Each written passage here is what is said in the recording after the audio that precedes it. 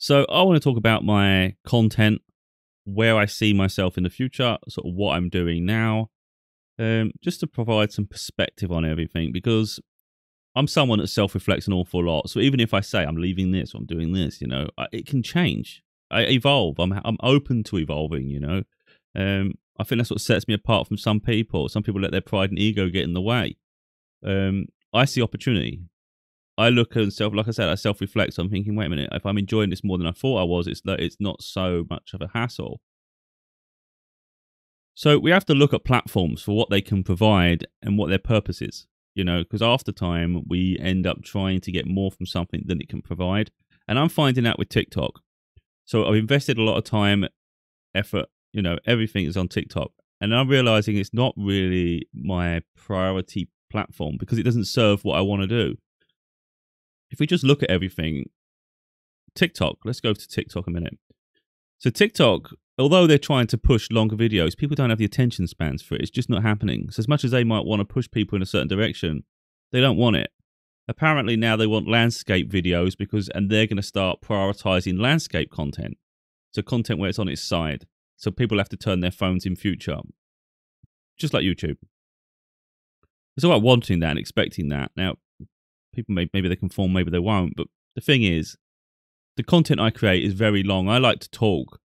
What I've had a frustration with TikTok for so long is when I'm recording, for instance, I used to do it on my phone. So I used to hold the phone and it had the duration at the top. So I saw how long it was getting. As soon as it was getting to 10 minutes, I was like, I'll wrap up, end.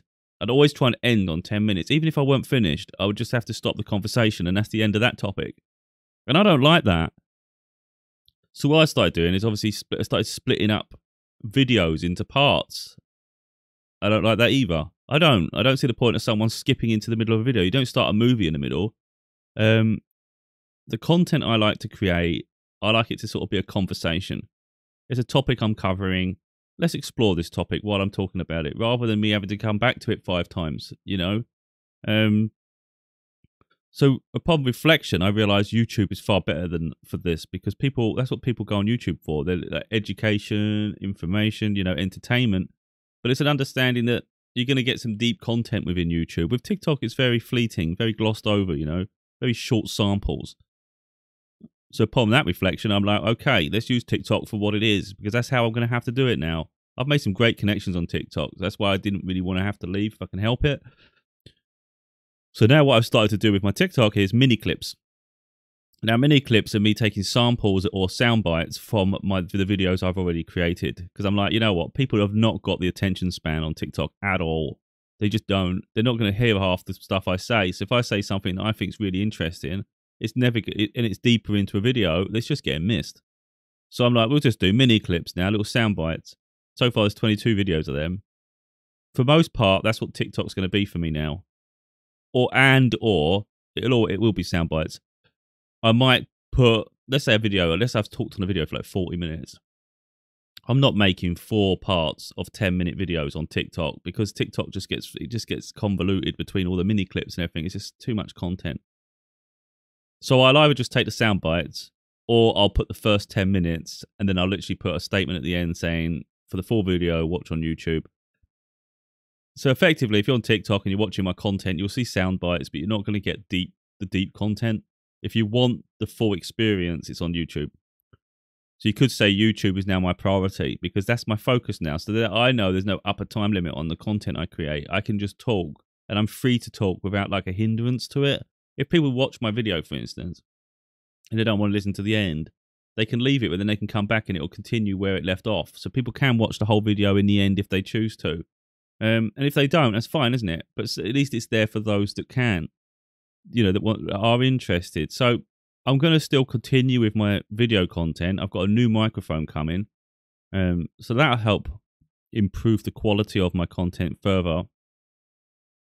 I'm also on LinkedIn. What I do, I just post the videos to it. I'll post a quick video so it can reach audiences. Now, LinkedIn is for professionals, people that actually have ambitions in life, people with connections, and you create and build those connections. So that's a great place to get to. Like I said in another video, I'm not interested in the Facebooks and all that. For me, it's just gossip. I don't care for gossip. So I'm only interested in living a professional life, if you like. You know, I only put myself where it's serving me, where I feel like it's not draining me. These are all platforms that I don't feel drained. TikTok, I can make the videos, I can watch other people's content, but I can switch off when I want. Same with YouTube. YouTube's educational, it's interesting. LinkedIn's professional. I haven't got to be absorbed by a lot of negativity or a lot of like heavy stuff that's just so unnecessary. I don't bring that on myself, so I don't absorb it. So if we look at my website onto the left-hand side here, this is my website I created. I haven't updated it in a little while. It's something, again, this is something else I need to work on, because I need to make sure that I'm using my resources to the best I can, which means putting my time everywhere really, rather than in one place. So for too long I focused heavily on TikTok, and it's not served me very well, and it's a bit silly really, because I've neglected other avenues. I've got to learn to balance time far better than I have. Even though I achieve a lot, there's always room to grow. So I have 5 books at the moment. Like I've spoken about, there's 4 more to come. So there's going to be this is my spiritual book, the one on the left, The Losing Your Mind to Find Your Soul. The 2 in the middle are self-healing books. The 2 on the right are dealing with trauma. To live a personal experience of my trauma, my past, what I'm experiencing. So what I have another spiritual book in development. So there'll be a second one to that at some point. There's 2 more books in this self-healing, but one's focused heavily on self-healing and healing hate. And the other side of that as well, a second book, is freedom and politics, because there's certain areas of that I really feel strongly in. Then there's another book in my Father's Daughter series. But the spiritual and healing collection, they're actually under the same series though. So although they're slightly different, for me, eventually I intend for it all to be one. Because that's what I am. I'm all one. You know, I'm not just on a healing journey, I'm on a spiritual journey. And it's through the power of that spiritual journey that helps me heal and transcend faster. So I think when you remove one aspect, you really are hindering your progress and limiting your potential. So that's really where I'm getting to. It's like start people on a smaller path, and then we'll elaborate further. And again, it's bringing people on my journey. So if you can see I'm strong and resilient, I'm goal focused, I'm always pushing forward, you can do the same. It's just having a strong mindset really, and seeing a bit clearer. So I'm also on Spotify, Amazon, Apple, YouTube, so Google, Audible, because I have podcasts. Now, in the future, my podcasts are going to be far more professional. A Peek Into Our Soul was mainly done on my phone with the earbuds. It weren't the best quality, but still, I've said some, I think, impressive things in that. And that's part of what put me on a path anyway.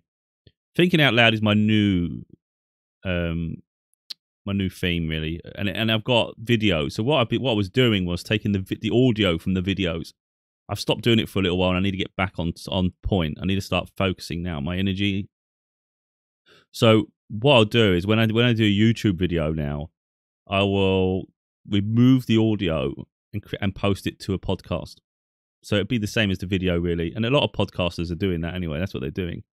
So I'll do that, but then I'll take sound bites, of course, from the videos and put them on TikTok. So literally the video will stem from YouTube, and from YouTube it then filters out to podcast and TikTok. That's the plan, because then it's like everything, you're not repeating yourself, you're not doing do-overs. I've also got audiobooks to record. So Heal Your Mind to Free Your Soul, yeah, and Inspire Your Mind to Enlighten Your Soul. They don't have audiobooks yet, and neither does Losing Your Mind to Find Your Soul, the 2nd edition. So there's 3 audiobooks I've got to record as well. So I'm busy enough. But I know the projects I need. So where I say I haven't updated the website often yet, look, it says 2 books in progress. There's actually 4 books in progress. And there's some updates I need to do to this website. For instance, I want to do a spiritual section. I'm going to add David Wolfer's books because they're really important to me. There's a couple of books I've bought on eating the appropriate food. I haven't read them yet, but again, I want to put them on there because I want it to be informative to people. I want to help people, you know. So that's really where my focus is, really. So if I say I'm leaving something and I don't, people can look down at that and think, oh, look, never committing to anything, never always changing. No, I'm always evolving. I don't care if it makes me look like I've made a bad decision, because I'm always self-reflecting. So I might get irritated on the platform and go, I don't want to keep doing this. I don't see the point. Then I see the benefit of it. And I realize it's about like, what do I enjoy doing? I actually enjoy it more than I realize. It's just being stifled and hindered is what irritates me. So like I said, if I prioritize YouTube, I won't be frustrated. because I can just keep creating content, you know. So there's no upper time limit for the content I create. And I like that. Even if the audience isn't there yet, it can be there later. And also when I do the cuts, the little the small clips for TikTok, I can also still put those small clips again back on YouTube because they can be on YouTube Shorts. So effectively, I am creating video content and it becomes a priority. But I also have my books to write and audio books to record. So there's really a lot of creativity in my life. And I do what I do because I just want to help people, really, and I have a lot to say. And that's why I keep sharing it. It's like I could gatekeep if I chose to. Some people do, don't they? Some people want to get to the top of the mountain, but they want to get there alone, and I don't see the point of that. So I've just shown people the avenues I'm going to focus and explore. Now, I could have kept that to myself because it's a plan. And someone else may have a similar plan now that they've seen my plan, you know, but it's like, why not? You know, at the end of the day, we need to look at where our time is focused on, how much our mindset is sort of like held captive, really, by all the content we absorb. Like I said, I'm not on I'm not on the social media platforms that I consider soap operas, and that's just it. I'm not interested in it. I'm really not. It's like if someone's gossiping about me, I'm just not interested. I get a lot of tarot readings about people in my life, and I don't care. Sometimes it says someone's getting their karma. Someone's getting. I say I don't care about revenge. I don't care about karma. I'm not interested in this, so I just scroll past. It's not like I have my own tarot cards. If I wanted to right now, I could ask, how's this person doing in their life? What do they think of me? I don't do none of that. I don't care less. You know, I'm only focused on my journey. So when I pull my tarot cards out, see, I've got all sorts of decks. Again, like I just said, I blend my spirituality with my healing and my career path. I know what's for sold to me. I've already done videos on this. But I only really do readings on me. And when I say really, it's like I've done one for my daughter, a few for my daughter when I've sort of considered her path and things. But overall, it's me. You know, what do I need to do this? Do I need to do that? What do you think of this? You know, because I'm forever guided. And it's just like little extra confirmations. You know, it's like I love that connection I have to them. But yeah, I could gatekeep. I don't see the point in it. I really don't. I want to bring people on the journey, but it's up to people what they want to do. It's how you live your life, you know. I think I live a very unique way because I think when someone sees my content or something, maybe they'll be surprised that I'm spiritual, and then they see the tarot cards, and then maybe the people that see the spiritual side of me probably get confused by the fact that I've been through a lot, I'm experienced, and I have unique insights. Because I often have that as well. I have people that usually put the weight of their life on me. So if I meet someone spiritual, that I've talked about this before, it's really important that we balance everything to mold us into the best version of ourselves. And I've met people who try to put the weight of themselves on me. So if they're on a deep spiritual journey, they expect me to follow them on that speed, prioritize it, if you like. And I'm like, well, no, I feel like my path's bigger than that. It's just not, I'm not just a spiritual being. Yes, that's an important aspect of who I am. And it's understanding that, but I also have, I feel like a duty of care to help people go through a healing journey. So that won't always be a streamlining of my spiritual journey because I've got other facets that I need to sort of focus on too. And I'm not prepared to leave one aspect of me to throw myself wholly into another aspect, if that makes sense. Because some people do. They get so absorbed by it, they stop living the reality and they start focusing so much on source and spirit. They lose sight of why they were here in the first place. If we was only supposed to be on a spiritual path, only a spiritual path, then if you consider that, what's the point of being here? If you're only solely on a spiritual path, you may as well just be back at source with spirit. We came here to live a human experience, so let's live that human experience. But there's a beauty in understanding the connection we have and the guidance we receive and the blessings we have along the way and the doors that open and the connections that come because of that connection.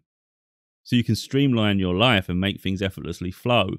And there's a beauty in understanding both of it. But I think if you throw yourself solely into one direction or the other, you kind of lose the benefit of the other, you know.